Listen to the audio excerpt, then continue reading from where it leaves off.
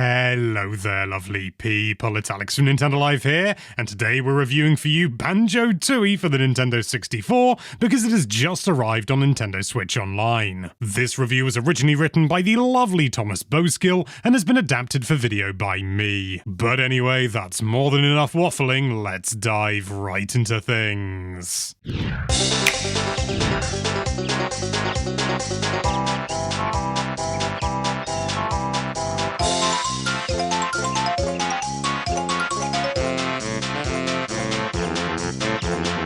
Banjo-Kazooie was a game that revolutionized platforming on the N64.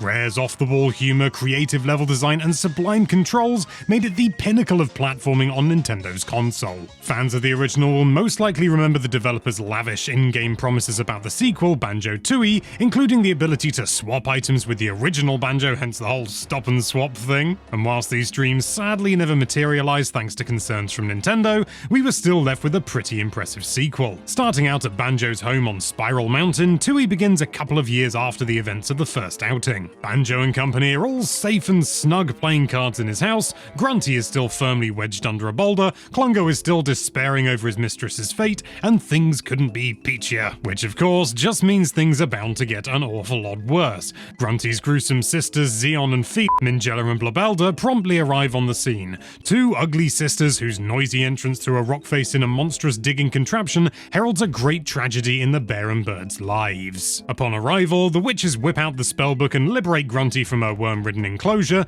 discovering that 2 years under a rock has reduced our favourite rhyming hag to skeletal form. Reunited, the trio assault Banjo's home with a spell of malevolent magnitude, and unfortunately for us, they kill poor old Bottles in the process. Then they scurry off back into the digger without so much as a by your leave. With this shock start to the game, Banjo and Kazooie set out to seek revenge on the newly bony Grunty and her siblings, following them to previously uncharted locations. The sisters, however, aren't sitting idle, and in fact are plotting to use a contraption called the Big O Blaster to suck the life force from the entire world and thus restore Grunty to her former fleshy glory. That's video games for you. Starting with the leader of the Jinjos, King Jingling, the Wicked Witches set the clock ticking on the world's energy, and only Banjo and Kazooie stand between them and victory.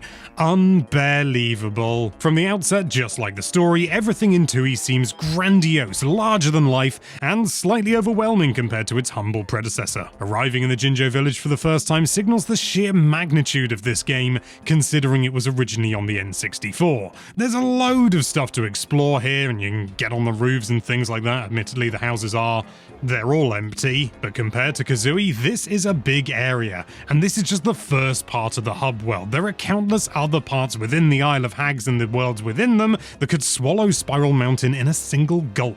Entering a level in Tooie is a little like it was in Kazooie. Each world's size is quite the surprise. Oh god, Gruntilda's got to me as well. Instead of having levels that can be completed in a single sitting, Tooie's stages have been specifically designed to tie in with one another through tunnels and other means in a more open world approach. And open world is in big inverted commas.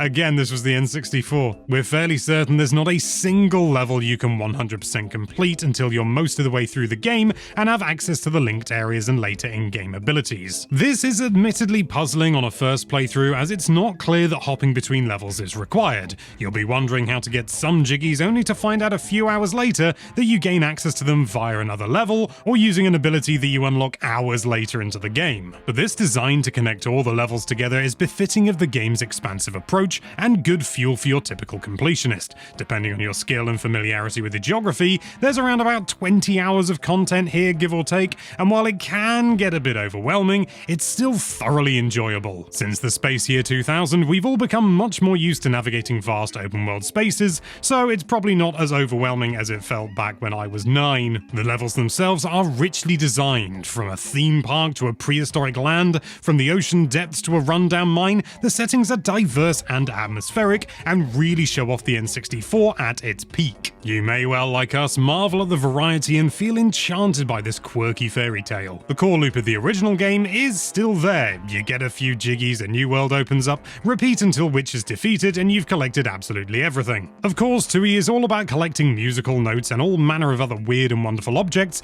but now there's a lot more to it. Gone are the days of completing a level in 5 or 10 minutes, Banjo-Tooie massively expands the canvas, and as a result, a few cracks start to appear. Some of these cracks are caused by a trait not often exhibited in sequels. Our heroes retain all the moves they learned in the previous outing, which is pretty handy, isn't it? Well, it's ironic, because Rare opted to keep the first game's moves from the start, something which many people get irked about not happening in sequels. The team put itself in a bit of a pickle. No new moves would mean little variety, but an expanded moveset could get cumbersome. With Bottles' lack of a corporeal form, the intrepid adventurers look towards Jam Jars, the deceased mole's tough stuff brother, to teach them new moves. Foremost amongst them is the ability to split the duo up. Banjo and Kazooie can venture through levels on their own now, with a whole host of new abilities. Kazooie can even learn to hatch eggs.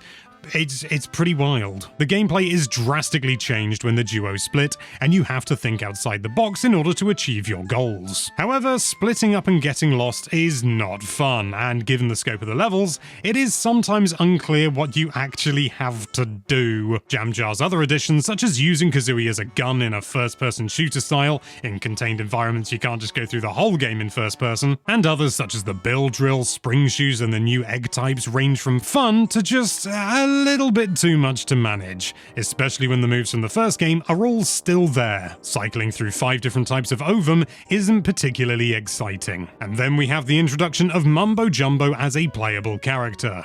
Essentially, all he's used for is to find special Mumbo pads and activate them, after which you stick him back in the hut. And despite how much we love the character and being able to play as him is a little dream come true, the reality is controlling the poor shaman adds relatively little value. But despite all that, the game does manage to balance things nicely, particularly when it comes to difficulty, thanks to the precise controls of its predecessor. It's maybe fractionally less fluid when it comes to the new moves, but that still puts it way above most other games. Transformations are back, but this time it's Humba Wumba who works her magic and transforms the bear and bird. Mumbo really did get a bit of a raw deal. Level bosses also come into the fray for arguably the first time. I mean, I know we had things like Boss Boombox and the Mutie snippets in Kazooie, but they don't really count, do they? These range from a giant patchwork balloon dinosaur to an old grumpy lump of coal and a warty anglerfish. So the standard 3. These additions add even more humor and depth than the first outing, maybe more depth than we needed, but only just. I mean, who doesn't want to learn the motivations of Lord Wu Fak Fak? But is being too big really a major flaw? Well, not really in our opinion, and certainly not after many years of open world experience. Played on original hardware, the game's real flaw is in its notoriously unreliable, well, reliably poor frame rate. As with Rare's other late cycle N64 releases, it stretches the console to breaking point, and then stretches it some more. The Xbox and Rare Replay re-releases resolved this issue, and it plays much smoother via Nintendo Switch Online as well. Just something to be aware of if you're plugging in an original cart, especially if that original cart is PAL. The only other thing to slightly dim this brilliant fairy tale adventure is the backseat position taken by villain Gruntilda Winky Bunyan. No longer does she tease and provoke you through her couplets, she just seems to be there at the end to dish out a good beating and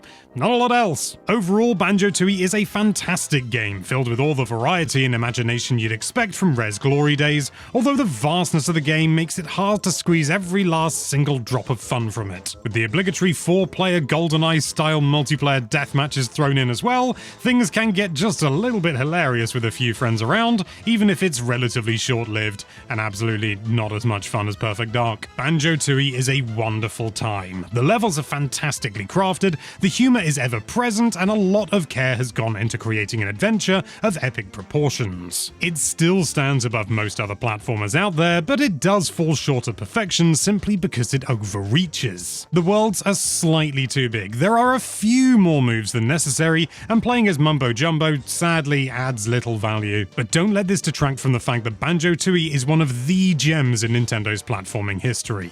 With rich level design, brilliant gameplay, and the same charm which made the original original so special, this one is well worth your time. Banjo-Tooie, you're getting a 9 out of 10 from us.